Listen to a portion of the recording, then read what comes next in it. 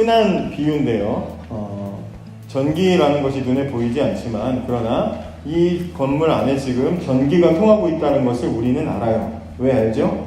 제 믿음이 강해서가 아니라 전기가 통하고 있기 때문에 여러 가지 전기를 사용해야 되는 기계들이 작동을 하고 있거든요. 그래서 전기라는 것이 실제로는 보이진 않지만 뭐 만화에서는 막 찌직하면 막 지지지지 이러면서 가는 게 만화지만 그건 만화잖아요. 실제로 전기는 보이지 않지만 현상들을 통해서 전기가 통하는구나 라고 우리는 알게 됩니다. 보이지 않아도 존재하는 것들이 분명히 우리의 주변에는 있죠. 그죠? 그런데 하나님 이렇게 전도하다 보면은 어떤 사람들은 하나님 보이지도 않는 하나님 어떻게 믿으라고 그러잖아요? 그 사람은 맨날 보이는 것만 믿고 살았는가? 이렇게 다시 물어볼 수 있겠죠. 보이지 않아도 우리 주변에 분명히 존재하는 것들이 있습니다. 지금 우리는 성령님이 오신 일에 대해서 공부하고 있습니다. 성령님이 오신 사건, 성령 강림 사건, 성령님이 오신 사건입니다. 강림이라는 말을 막 아무데나 붙여가지고 여신 강림이다, 유느님이 강림하셨다 이러는데 강림이라는 말 성령님한테 하나님한테 붙이는 말이죠. 하나님이 오셨다라는 것을 말하는 겁니다. 성령님이 오신 사건에 대해서 공부를 하고 있어요. 우리에게 중요하니까 공부를 하는 거겠죠. 그래서 지난 시간에는 오순절 성령 강림 사건 풀네임이 이거니까 오순절이 뭔지에 대해서 지난 시간에는 공부를 했습니다. 그래서 오순절이라는 것은 출실절의 처음 열매가 풍성해지는 것처럼 그래서 예수님의 부활로부터 풍성하게 예수를 믿고 복음을 전하는 사람들로 가득 채워진 날이 바로 오순절이었다. 그래서 하나에서 풍성해지는 열매 맺는 이런 어떤 흐름들을 지난주에 설명을 드렸고요. 자, 이제 오늘 이 시간에는 성령 강림 사건이 뭔지를 살펴보려고 합니다. 중요하겠죠. 오늘 되게 중요하겠죠. 집중해서 잘 들으시기 바랍니다. 성령 강림을 목사님이 굳이 2주에 걸쳐서 이야기를 해야 될 필요가 뭐가 있을까? 목사님은 왜 성령 강림을 이렇게 강조를 할까? 성령님이 오신 사건은 우리에게 아주 중요한 일입니다. 세상에 하나님이 하신 중요한 일이 많겠지만 그러나 성경 안에 하나님이 하신 일들 중에 일부분을 담아놨죠. 성경에 보면 하나님 예수님이 하신 일을 다 기록하려면 약간 이제 과장법이지만 다 기록하려면 무슨 이 세상에 막 다 가득 채워도 모자라다 이렇게 말하는데 그런 것처럼 성령님이 하나님께서 우리에게 하신 많은 일들 중에 성령님을 보내주신 일은 중요하기 때문에 특별히 선정이 되어서 성경 속에 들어가 있겠죠. 그죠? 그러니까 성경 속에 있는 이야기들 중에는 하나도 버릴 게 없어요. 그 중에 뭐가 있어요? 성령님이 우리에게 오신 사건이 있고 심지어 성령님이 우리에게 오신 사건은 사도행전이라는 책을 통해서 처음부터 끝까지 쭉 그 성령님이 오신 일에 대해서 그 현상과 결과에 대해서 설명을 하는 성경 한 권이 있을 정도로 성령님이 오신 사건은 우리에게 중요하다. 중요하니까 알아야 돼요, 몰라도 돼요. 알아야 돼요, 몰라도 돼요. 무시하는 건 아니지만 새싹이나 이렇게 끔땀, 이렇게 코 흘리는 애들 있잖아요. 얘네들은 아직은 몰라도 돼요. 그죠? 그냥 걔네들은 간식 주고 하면 박수 쳐주면 그 신앙생활 잘하는 거야. 근데 중고등부 올라와가지고도 성령님도 모르고 아무것도 모르고 그냥 간식 주면 좋아하고 간식 안 주면 막 삐지고 막 그런다. 그러면 되겠어요? 안 되겠어요? 그건 안 되는 거죠. 그래서 성령님을 공부하는 겁니다. 성령님이 오셔서 중요한 이유, 성령님께서 오신 사건이 중요한 2가지 이유가 있는데요. 첫째는 뭐냐면 성령님이 오셔서 우리가 예수님의 증인이 되었기 때문에 중요합니다. 예수님께서 지난 시간에 보신 대로 항상 의존적이고 참 능력 없고 변하지 않는 그 제자들에게 예수님이 마지막으로 하신 약속이 뭐예요? 너희가 내 증인이 되리라. 성령님이 오시면 너희가 내 증인이 될 것이다. 맨날 예수님한테 죄송합니다. 빌어붙어서 빈대부터 살던 인생이 예수님을 위해서 뭔가 할 수 있는 인생으로 바뀌는 사건이 성령님이 오셨을 때 일어났어요. 그렇기 때문에 중요하고요. 그 다음에 둘째로 성령님이 오셔서 교회가 시작되었습니다. 교회가 시작되었기 때문에 아주 중요하죠. 성령님이 오셔서 예수님을 믿는 사람들이 폭발적으로 증가하고 여기저기 흩어진 사람들이 교회를 형성하기 시작하면서 모여서 함께 예배하고 교회 공동체를 구성하기 시작했어요.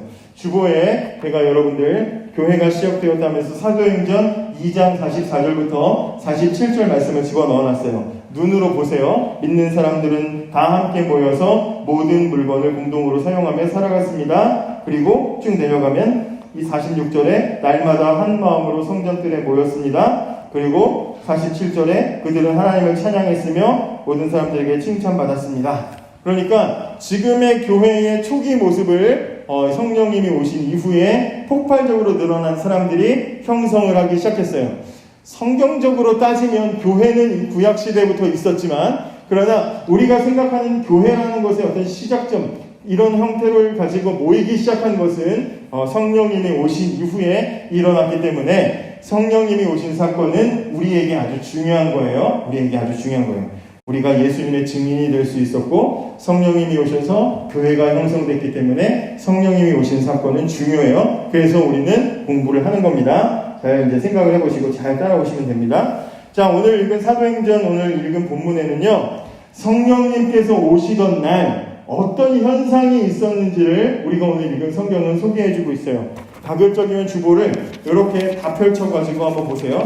옆에 있는 말씀을 같이 보면서 여러분들이 보시면 성령님이 오시던 날 어떤 현상이 있었고 그 자리에 있던 사람들은 어떤 체험을 했으며, 그리고 그 사람들, 성령님을 받은 사람들을 본 목격자들은 어떤 반응을 보였는지 세 가지를 생각을 해볼 거예요. 그래서 1절에서 4절은 성령님께서 오신 날에 일어난 현상과 사람들에게 무슨 일이 일어났는지, 그리고 5절에서 13절은 목격자들의 반응, 그리고 마지막으로 성령님 강림 사건에 통해서 얻을 수 있는 교훈, 이것을 이제 세 가지를 살펴보도록 하겠습니다. 자, 첫째로 이제 그날 있었던 일, 1절부터 4절이에요. 한번 같이 눈으로 보면서 같이 한번 1절부터 4절, 2절부터 읽어볼게요. 2절 시작. 그때 갑자기 하늘에서 세찬 바람 소리 같은 것이 나더니 사람들이 앉아있던 집안을 가득 채웠습니다. 그리고 혀처럼 생긴 불꽃이 사람들 눈앞에 나타났습니다. 그 불꽃은 여러 갈래로 갈라져 그곳에 모인 한 사람 한 사람 위에 머물렀습니다. 사람들은 다 성령으로 충만해졌습니다. 그리고는 성령께서 말하게 하시는 대로 자기들의 언어와 다른 외국어로 말하기 시작했습니다. 자, 시간 순서대로 정리를 하면 1. 하늘에서 세찬 바람 소리가 들렸다. 2. 그 소리가 집안을 가득 채웠다. 3. 혀처럼 생긴 불꽃이 사람들 눈앞에 나타났다. 4. 불꽃이 여러 갈래로 갈라져서 각각 사람들 위에, 주보 그림 참조하세요. 각각 사람들 위에 불꽃이 생겼다. 5. 사람들이 성령으로 충만해졌다. 6. 성령님이 말하게 하시는 대로 외국어로 말하기 시작했다. 자, 오늘 지금 방금 읽었던 그날의 그 자리에 일어났던 일과 그 자리에 있었던 사람들이 겪은 거야. 그죠? 지금 제가 시간 순서대로 설명을 했어요. 자, 성령님이 오셨을 때 이런 일이 일어났는데, 물론 지금도 성령님이 오실 때마다 이런 일이 일어나요? 일어나지 않아요? 지난주에 봤어? 박 목사님 설교하는데 우리 새로운 친구한테 갑자기 불꽃이 임하더니 걔가 방언을 막 하기 시작해서, 그래요? 아니죠. 네. 성령님이 오실 때마다 이런 일이 일어나는 건 아니에요. 물론 할 수 있어요. 일어날 수 있어요. 그런 신비로운 사건이 일어날 수 있지만, 여기 이 사도행전 2장에 나와 있는 성령님이 오셨을 때 일어난 사건은 아주 상징적으로 일어나는 일이기 때문에, 예수님이 가시면서 성령님을 내가 보내줄게, 기다려, 기도해 하고 예수님이 가셨는데 그 약속이 이루어졌어. 이걸 보여주기 위해서 아주 크게, 아주 특별하게 보여지는 현상이었던 거예요. 특별하게 짜잔 하고 나타난 거야. 그 다음부터는 여기저기서 성령님이 오셨어요. 그러나 이런 식으로 오시진 않았어. 그러니까 처음이니까 특별하게, 아주 스페셜하게 보여주신 이벤트였다 이 말이에요. 여기에 다 상징적인 의미가 있고, 아시겠어요? 그렇기 때문에 뭐야, 내가 지금까지 교회 10몇 년 다니면서 난 한 번도 강한 바람 소리를 들은 적도 없고, 불꽃이 내 머리 위에 올라온 적도 없고, 아무것도 없다, 방언도 모르고, 나 성령님 없나? 그거 아니다 이 말이에요. 그죠? 그건 아니에요. 그건 아닙니다. 나중에 기회가 되면 성령님이 내 안에 계시는지 안 계시는지, 진짜인지 가짜인지, 진짜 성령의 역사인지 아닌지, 이걸 이제 구별하는 것도 있어요. 그것도 여러분들께 기회가 되고 여러분들이 들을 수 있는 수준이 되면 설교를 할 겁니다. 물론 이제 그러다 못하다가 여러분들이 이제 다 졸업할 수도 있겠지만, 자, 그날 일어난 일에 대해서 이야기를 할 때 처음에 바람 소리가 들렸습니다. 바람 소리가 들렸고 집안을 가득 채웠습니다. 자, 2절을 잘 보시면 바람이 불었다는 거예요? 바람 부르는 소리가 났다는 거예요? 뭘 강조하고 있어요? 바람이 막 불어가지고 거기 있던 사람들이 막 전날 막 헤어샵에서 머리 막 비싼 돈 주고 하고 왔는데 다 뻗쳐가지고 막 난리가 났습니다. 산발이 돼가지고 막 그거 얘기하는 거예요? 그런 얘기예요? 지금 가지고 있던 책 다 날아갔습니다. 막 그래요? 지금 그런 거 얘기합니까? 2절이? 바람이 불었다는 거예요? 뭐 했다는 거예요? 네? 소리가 났다는 거예요. 소리가 얼마나 크게 났는지 대형 스피커 앞에 앉은 것처럼 커서 그 공간을 가득 채우는 것 같은 그런 느낌을 받았어요. 소리가 큰 소리가 들렸습니다. 소리가 집안을 가득 채웠다. 이게 포인트예요. 이 줄 쳐놓으세요. 포인트예요. 두 번째, 혀처럼 생긴 불꽃이 나타났어요. 제가 이것 때문에 쉬운 성경으로 봤는데요. 불의 혀같이 갈라지는 것이 있어. 원래 성경엔 그렇게 되어 있는데 말이 어려워서 혀처럼 생긴 불꽃이 아마 이렇게 지지직하게 이렇게 불꽃이 막 흩어지잖아요. 그걸 보고 혀처럼 생긴 불꽃이 막 이렇게 하면서 이렇게 약간 낼름낼름거리고 이렇게 갈라지잖아요. 그걸 얘기하는 것 같아. 근데 그 불꽃이 사람들 눈앞에 나타났는데 그 불꽃이 여러 갈래로, 그러니까 각 사람에게 뿅뿅뿅 나타나는 게 아니라 하나의 불꽃이 내려와서 사람들에게 갈라져서 나타났대. 이게 중요해요. 그죠? 하나의 불꽃이 와서 사람들에게 각각 사람들에게 나타났대. 그 자리에 몇 명 있었어요? 그 자리에 120명의 사람들이 있었다고 그랬어요. 그러니까 몇 갈래로 갈라졌겠어요? 몇 갈래로 갈라졌겠어요? 적어도 120갈래의 불꽃으로 갈라져서 이 그림은 뭐 그냥 이렇게 그린 거지만 이렇게 달라졌다 이 말이에요. 불꽃이 나타났습니다. 성령이 임하면은 불과 연관지어서 이야기하는 경우들이 많이 있어요. 물론 그럴 수 있습니다. 찬양 중에도 성령의 불로 태워주소서 이런 찬양이 있는데 저도 어릴 적에 기도원 가보면 막 강사님께서 막 불을 받아야 된다 그러고 막 뜨거워서 막 뜨거워면서 막 부르고 뜨거워 주님의 사랑 막 그런 거 막 노래 부르고 그러니까 뭔가 그 온도가 뜨거운 것 같은 그런 이야기들을 많이 해요. 그죠? 많이 하지만 그러나 지금 여러분들이 읽은 3절에서는 뜨겁다는 얘기를 하고 있어요. 무슨 얘기를 하고 있어요? 보세요. 성령님의 불꽃을 얘기하면서 불 얘기를 분명히 하지만 그게 온도가 뜨겁다는 얘기를 하고 있어요. 무슨 얘기를 하고 있어요? 온도가 뜨겁다는 게 아니라 무슨 얘기예요? 혀처럼 갈라진 불꽃이 보였다는 걸 얘기하고 있어요. 그죠? 촉감이 만져서 뜨거워진 얘기를 하고 있는 게 아니라 뭘 얘기하고 있어요? 눈으로 본 걸 얘기하고 있다 이 말이에요. 3절 잘 보세요. 그죠? 눈으로 막 너무 뜨거워서 못 쳐다봤다 그런 게 아니고 봤더니 불꽃 같은 게 눈에서 갈라져서 사람들 위에 있더라. 이걸 얘기하고 있는 게 포인트야. 적어도 성령님이 이 3절에서는 성령님이 내 안에 오셨을 때 가슴이 뜨거워지는 신앙생활 하다 보면요. 가슴이 뜨거워지는 불타는 것까지 뜨거워지는 경험할 수 있습니다. 그런데 오늘 적어도 3절에서는 성령님이 오셨을 때 그 사람의 불덩어리가 들어가서 막 뜨거워 더 그런 얘기는 없어요. 그런 얘기 없습니다. 저 어릴 때는 기도원 가가지고 불덩어리 안 받으면 안 된다고 그러고 막 그런 막 신앙생활 못 한다고 그러고 그랬거든요. 그런 거 없어요. 3절엔 그런 얘기 절대 없습니다. 뜨거운 불꽃을 얘기하는 게 아니라 불꽃 같은 게 보인 걸 얘기하는 거예요. 지금 그죠? 아까도 바람이 불어서 막 머리 산발됐다는 게 아니라 소리를 들었고 그리고 뜨거운 것을 막 뜨거워가지고 막 뭐 다 익어버리 그게 아니라 불꽃 같은 걸 보았다는 걸 얘기하고 있어요. 듣고 본 걸 지금 얘기하고 있습니다. 2절과 3절은 그죠? 제가 왜 이렇게 강조를 하냐면 여기서 신앙생활 하다가 조금 정리가 안 되고 대학생이 되면요. 대학생의 수많은 선교단체의 수많은 신앙생활 다양한 모양으로 우리처럼 이렇게 건전한 이 보수주의 신앙생활을 하는 게 아니라 다양한 신앙생활을 하는 사람들을 만나다 보면 이상한 신비주의 성향에 빠진 사람들을 만나서 이상한 흐름으로 갈 수가 있어요. 이상한 데로 가다 보면 뭔가 현상을 보고 뭔가를 체험하고 뭔가를 이상한 걸 막 듣고 막 이상한 예언을 하고 막 그런 것들을 따라가다 보면 건전하고 올바로 된 신앙생활을 할 수가 없고 이렇게 우리 같은 이런 교회는 심심해서 다닐 수가 없어. 그렇기 때문에 제가 미리부터 여러분들한테 이게 여러분들이 정확한 판단을 할 수 있도록 설명을 해주고 있는 겁니다. 분명히 바람 소리를 들었고 불꽃을 본 겁니다. 바람이 불어서 뒤로 나자빠졌고 그리고 뜨거워서 만질 수 없었던 것은 아니에요. 물론 신앙생활하다 보면 뜨거워지는 경험을 할 수 있습니다. 엠마오로 돌아가던 예수님 죽으신 줄 알고 돌아가던 두 제자가 예수님을 만났는데 부활하신 예수님 만나서 한참 동안 예수님 못 알아봤어요. 그런데 나중에 예수님을 깨닫는 순간에 자기들끼리 뭐라고 대화를 하냐면 아까 말씀을 풀어주실 때 가슴이 뜨겁지 않았느냐라고 얘기해요. 그러니까 적어도 성경에서 가슴이 뜨거워지는 사건은 언제 일어났느냐? 우리가 신앙생활하다 가슴이 뜨거워지는 경험은 언제 일어나느냐? 말씀이 깨달아질 때 일어나는 거예요.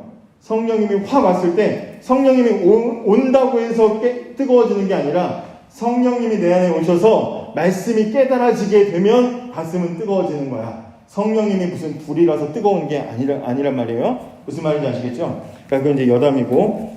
자, 여기까지 이해를 했다면 하나 더 들어가면 불꽃이 내려오는데 3절 뒤에 보면 여러 갈래로 갈라져서 모인 사람 한 사람 위에 임했습니다. 무슨 얘기를 하는 거예요? 자, 동시에 듣고 동시에 보는 사건이 오순절 일어났어요. 동시에 듣고 동시에 보는 사건이 일어났어요. 그리고 또 하나 일어난 게 뭐예요? 그 불꽃이 각 사람에게 왔어요.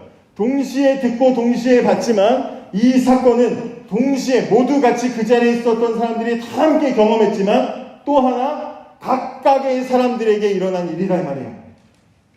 우리가 동시에 모였을 때 임해서 어떤 사람에게는 80%로 임하고 어떤 사람에게는 10%만 임하고 그런 게 아니라 모든 사람에게 각각 다 100%로 일어난 사건이다 이 말이에요.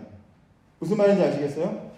최근에 무슨 한강에서 죽은 대학생 목격자가 있네 없네 목격자들이 목격한 걸 보여주고 하는데 그 목격자들이 본 모든 내용들이 정확하게 깨끗한 대낮에 깨끗한 아주 고화질의 UHD 촬영으로 4K로 찍어가지고 보여지는 게 아니어서 어떤 거는 수사에 10% 도움되고 어떤 건 한 20% 도움되고 어떤 건 5% 도움되고 어떤 건 도움도 안 되고 별게 다 있지. 똑같은 목격자들인데 도움이 안 되고 이 기여도가 적어. 그런데 이 성령님께서 오시는 사건은 동시에 일어나고 동시에 경험했지만 또 각각의 사람에게도 완전하게 100%로 일어난 사건이다.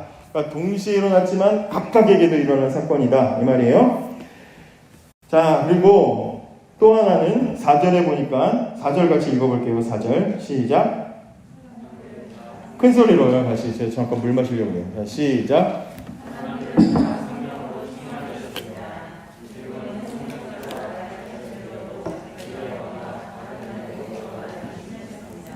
예, 성령님이 오시자 사람들은 자기들이 사용하던 언어와 다른 말로 말하기 시작했는데 보통 이걸 방언이라고 합니다. 제가 아주 재밌게 봤던 사이비를 소재로 한 구해조라는 드라마, 거기 보면 그 여자 주인공이 사이비 종교에 끌려가가지고 방언을 하는데 갑자기 방언을 하는데 막 라라라라라라라라 막 이러면서 막 방언을 하더라고요. 그 막 유명한 짤도 있는데 연기 좋다고 막 그러는데 방언하면 우리 무슨 외계어를 한다든지 랄랄랄 한다든지 막 그런 이야기들을 많이 듣지만 적어도 여기 지금 우리가 읽은 사도행전 2장에서 소개하는 방언은 랄랄랄랄라 외계어 그런 방언이 아니고 뭐예요? 외국어라고 그렇게 되어 있어요. 그죠? 외국어로. 그래서 제가 쉬운 성경을 가지고 온 거예요. 한글 성경을 보면 헷갈릴 수 있기 때문에 쉬운 성경에는 외국어로 말한다고 했어요. 자, 우린 지금은 서울이나 지방이나 다 몇 시간 안에 다 왕래가 가능하고 다 이렇게 통신도 잘 발달되어 있어서 언어가 비슷비슷해요. 지방 출신의 시골 출신의 사람이 서울에 올라와서 아나운서를 하더라도 표준어 발음을 잘 구사할 수가 있어요. 그죠? 그리고 대부분의 이 사투리는 다 알아들어. 그런데 옛날처럼 이렇게 서로 거리가 멀고 왕래가 잘 안 되고 통신이 안 되던 시대에는 지방 사투리를 못 알아들었어요.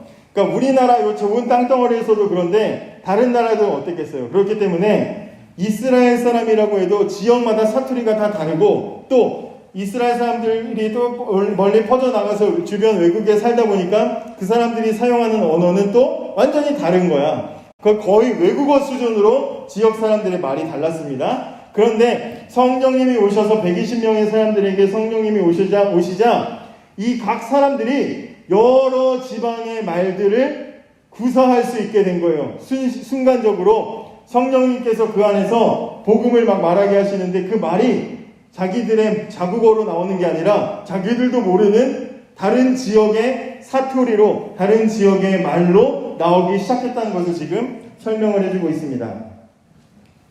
자, 그래서 그때 마침 예루살렘에는 이 절기, 유대인들은 명절 굉장히 중요하게 여긴다 그랬잖아요. 그래서 절기를 지키기 위해서 사람들이 각 지역에서 와 있었는데 그 수많은 각 지역에서 온 사람들이 원래는 언어 소통이 잘 안 됐어. 그런데 어디서 갑자기 익숙한 소리가 들려서 가서 보니까 이 성령님의 충만하신 사람들이 나와서 막 말하기 시작하는데 누구는 막 자기 지역에 막 여기 오늘 읽은 성경에도 보면 여기 보면 9절에 나와 있죠. 바데 사람, 메데 사람, 엘람 사람, 메소포다미아 사람, 갑바도기아 사람, 본도 사람, 부르기아 사람, 이집트 사람, 구레네와 가까운 리비아 사람, 로마 사람, 별 사람들이 다 자기 말로 들리게 된 거예요. 네? 저 사람은 지금 우리 말하는데 가서 들어보니까 복음을 말하고 있는 거야. 그렇게 여러 사람들이 자기네 지역의 말을 하는 그런 놀라운 경험을 하게 됩니다. 자, 이 지금 소개했던 1절에서 4절에 있었던 그날 성령님께서 오셨을 때 벌어진 일의 핵심이 뭐예요? 핵심. 방언을 말했다. 신비한 게 막 일어났다. 그게 아니고 핵심은 뭐냐? 그 자리에 있었던 모든 사람들이 성령님이 오시자 그 자리에 있었던 모든 사람들이 함께 듣고 함께 보고 함께 말하기 시작했다는 거예요. 자, 함께 듣고 함께 보고 함께 말하기 시작한 날이 바로 성령님이 오실 때 일어난 일이에요. 자, 이것을 본 사람들, 목격자들은 어떤 일이 있었느냐? 120명의 사람들이 동시에 성령님을 경험했고 나가서 막 복음을 전하자 사람들은 그 성령이 충만해서 나와서 막 복음을 전하는 사람들을 볼 때 바깥에 있었던 사람들은 어떤 느낌을 받았느냐? 첫째로 이 사람들 굉장히 유식하구나, 지적이구나 라고 느꼈어요. 원래는 대부분 예수님의 제자들은 대부분 시골 출신 아니면 어부, 직업도 막 그래서 굉장히 좀 무시받고 학업이 좀 많이 가방끈이 쉽게 말하면 짧은 그런 사람들이었어요. 그래서 저는 좀 지식 수준이 좀 떨어진 사람들 이렇게 보였을 거야. 그런데 성령님이 오시자 이 사람들이 길에 나가서 막 복음을 전하는데 그냥 예수님 믿으세요 제발요 막 이러는 게 아니고 성경을 막 줄줄 외고 논리 정연하게 막 말할 뿐만 아니라 각 지역의 영어로 막 외국어로 말을 하니까 깜짝 놀라는 거예요. 저 예수 따라다니던 저 무리들이 별 볼 일 없는 들인 줄 알았는데 성경 지식도 뛰어나고 외국어도 잘하고 막 사람들이 막 저렇게 큰 소리로 말하는 걸 보니까 와, 지적이다 이렇게 보였어요. 유식한 사람들이구나 라고 그렇게 느꼈어요. 나중에도 이제 보면 베드로가 사람들에게 잡혀갔는데 사람들이 베드로를 원래 어떻게 생각했느냐? 학문이 없는 사람, 못 배운 사람이라고 생각했어. 근데 베드로가 너무 설교를 잘하니까 깜짝 놀라는 장면이 있습니다. 그럴 정도로 유식하고 지적으로 보였다. 또 하나 뭐냐? 또 이 사람들이 열정적으로 보았습니다. 여기 보면 마지막 절에 막 복음을 막 전하다 보니까 어떤 사람들은 비아냥거리고 놀리면서 뭐라 그래요? 저거 술 취했어? 이렇게 말했어요. 저것들 술 취했냐? 이렇게 말했어요. 자, 우리가 보통 어떨 때, 보통이라고 말하는 것도 좀 웃기지만 우리가 어떤 사람을 볼 때 저 사람 술 취했어? 저 사람 술 마셨나 봐. 이런 말을 우리가 언제 하죠? 가만히 양복 입고 저처럼 이렇게 있는데 지나가면서 저 사람 술 마셨나 봐 이렇게 말하진 않잖아요. 그죠? 저처럼 점잖은 사람한테 그러진 않을 거 아니에요. 보통 어떤 때 그래요? 지하철 여기 먼저 없구나. 미안해요. 여러분 시골 사람들인데 미안합니다. 버스를 타거나 막 그런데 어떤 사람 보면서 버스 타고 있으니까 내가 저 사람 술 마셨나 봐. 언제 그래요? 물론 술 냄새가 나면 그렇게 말합니다. 또 언제 그래요? 물론 벽에다 대고 이렇게 하면 술 마셨나 봐 해. 이거 말고 언제 그래요? 갑자기 막 큰 소리로 막 소리 지르고 나오라 그래 부장님 막 이러고 막 하면 저 사람 술 마셨나 봐. 껌껌한 막 다 자고 있는 밤에 아파트 단지에서 막 노래 부르고 막 좋다 그러고 막 아모르 파티 막 혼자 부르고 막 그러고 있으면 저 사람 술 마셨나 봐. 그렇게 얘기하죠. 그죠? 갑자기 뜬금없는 용기를 막 발휘해가지고 큰 소리로 막 사람이 소리를 낼 때 술 마셨나 봐 이렇게 말한단 말이에요. 예수님의 약속대로 성령을 받은 사람들이 나오니까 그걸 보고 어떤 사람들이 술 마셨나 봐 라고 반응을 했어요. 술 마셨나 봐 라고 반응을 하는 것은 뭐예요? 너무나 당당하게 큰 소리로 뭔가를 말하고 있으니까 그 막 열정적으로 막 여러분 예수님 믿으세요 막 이러고 있으니까 그걸 보고 술 마셨나 봐 이렇게 보았단 말이에요. 자, 이렇게 이런 반응들과 현상들이 있었습니다. 자, 오순절 성령 강림 사건이 그럼 우리에게 준 교훈이 뭐냐? 세 가지로 정리를 했어요. 제가 이게 정리가 안 돼서 참 힘들었다가 오늘 새벽 예배 딱 드리고 났는데 갑자기 정리가 돼가지고 제가 새벽에 정리했어. 첫째, 예수님의 약속이 이루어졌습니다. 자, 따라해보세요. 예수님의 약속이 이루어졌다. 네, 성령님이 오시니까 예수님의 약속이 이루어졌습니다. 자, 사도행전 1장 8절에 예수님이 가시면서 성령님이 오시면 너희는 내 증인이 될 것이다 약속하셨죠? 약속하고 올라가셨는데 성령님이 그 약속대로 오셔서 예수님이 약속하신 그 약속이 제자들에게 이루어졌어요. 약속이 이루어졌어요. 이 말은 무슨 말이겠어요? 예수님이 계실 때뿐만 아니라 예수님이 계시지 않을 때도 모든 것이 다 예수님이 하나님께서 주관하는 가운데 있다. 약속이 예수님 보이지 않아도 이루어지더라. 예수님이 안 계시는데 약속이 안 이루어지고 예수님 떠났다고 약속도 안 이루어지는 게 아니라 약속하신 것은 그대로 다 이루어지더라. 약속을 이루셨고요. 두 번째 알 수 있는 교훈이 뭐냐? 따라해보세요. 충만하게 채워주셨다. 큰 소리로요. 충만하게 채워주셨다. 네, 충만하게 채우셨습니다. 성령님이 모든 사람들에게 오셨을 때 모든 사람들이 성령 충만함을 경험하게 됩니다. 충만이라는 것은 뭐예요? 이건 충만한 게 아니야. 물이 지금 제가 먹었거든요. 이걸 차고 넘치도록 부으면 그때 충만해 라고 얘기하잖아요. 가득 찼을 때 그게 충만이에요. 충만한 것은 부족함을 채우는 게 충만이에요. 언제 있었어요? 성령님이 오셨을 때 그 방 안에 그래서 2절, 3절, 4절이 있는 거예요. 성령님이 오셨을 때 바람 소리가 어떻게 됐대요? 그냥 바람 소리가 들렸다가 아니라 집안을 가득 채웠다라고 얘기하죠? 집안을 가득 채우는 소리, 그게 뭐예요? 그게 충만한 상태예요. 성령님은 충만하게 오시는 분이에요. 그래서 성령님께서 오셨고, 그리고 그런 가득 채우시는 성령님이 사람들에게 오시자 4절, 5절에 어떻게 돼 있어요? 사람들이 성령에 충만하여, 그죠? 4절에 성령에 충만하여 졌다라고 얘기하죠. 유리잔을, 빈 잔을 커피로 가득 채우면 커피 맛과 향이 날 것이고, 주스를 채우면 주스 맛과 주스 향이 날 것인 것처럼, 사람이 성령으로 채워지면 성령의 맛과 소리와 향이 나는 거예요. 그죠? 사람들에게 성령님이 그냥 조금 부어진 게 아니라 가득 채워주셨다. 이렇게 얘기를 하고 있는 거예요. 그래서 건드리면 성령님이 나올 정도로 그렇게 성령 충만하게 채워졌다. 그리고 성령 충만이라는 것은 이런 의미도 있어요. 리더가 된다는 뜻도 있어요. 리더가. 주도권을 준다는 의미가 있어요. 그래서 지금까지는 자기 뜻대로 살았는데 성령님이 충만하게 되면 그때부터는 성령님이 내 인생의 리더가 돼서 나를 이끌어가는 거야. 근데 여러분, 성령님이 오시는 사건과 오시는 것과 그리고 우리 마음에 계시는 것과 성령이 충만한 것은 다른 이야기입니다. 오시면 무조건 충만해지는 건 아니에요. 내가 내 자리를 양보해야 돼. 성령님께 드려야 돼요. 그럼 성령님이 나를 충만하게 이끌어 가시면 그때부터는 하나님 나라의 일을 하는 인생으로 살아가게 되는 거예요. 아까 말씀드렸죠? 모두에게 각각 불꽃이 임했어요. 그 얘기는 뭐예요? 모든 사람에게 성령님이 다 오셨고 성령님께서 각 사람에게 100%로 충만하게 오셨다 이 말이에요. 그렇게 성령님께서는 충만하게 채우셨습니다. 마지막으로 세 번째는 따라해보세요. 하나님이 주도하시는 하나님 나라의 일.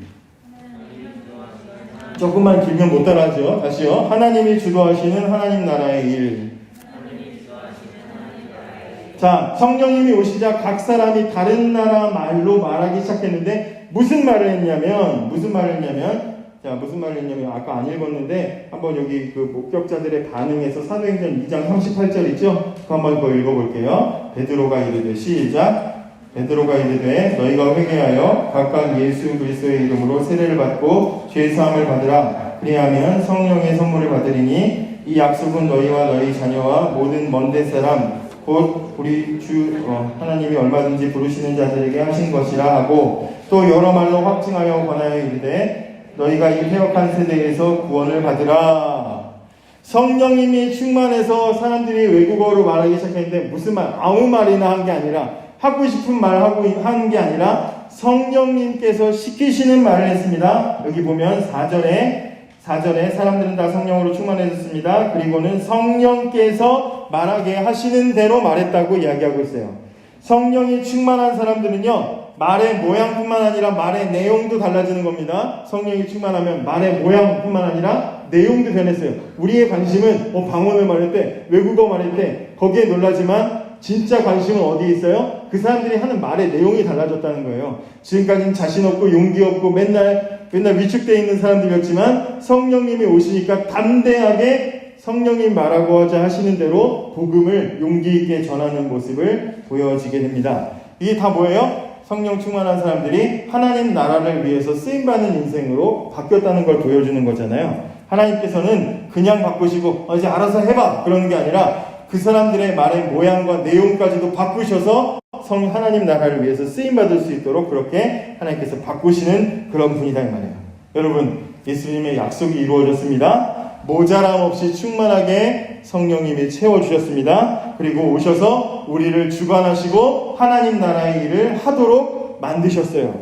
세상 속에서 하나님을 위해서 어떻게 살지? 나는 신앙생활을 어떻게 해야지? 걱정하지 마세요. 성령님이 내 안에 오셔서 충만하게 일하시기만 하면 나는 하나님 나라의 일을 위하여 살 수밖에 없는 거예요. 성령님에게 붙들려서 살면 그 인생이 가장 하나님을 기쁘시게 하는 인생이 되는 거예요. 어떻게 하지? 하나님을 위해서 난 이것도 하고 저것도 하고 몇 살에 뭐 하고 그런 계획을 세우는 게 중요한 게 아니라 성령님이 오셔서 나를 주도하시게 하는 게 중요하다 이 말이에요. 오늘 성경을 통해서 성령님이 2000년 전에 오셔서 교회를 세우고 지금까지 이렇게 뜨거운 역사를 이루신 것처럼 우리 개개인에게도 성령님이 오셔서 나도 하나님을 위해서 쓰임받는 참 복된 인생, 그런 인생 살아갈 수 있는 저와 여러분이 되기를 원합니다. 기도하겠습니다.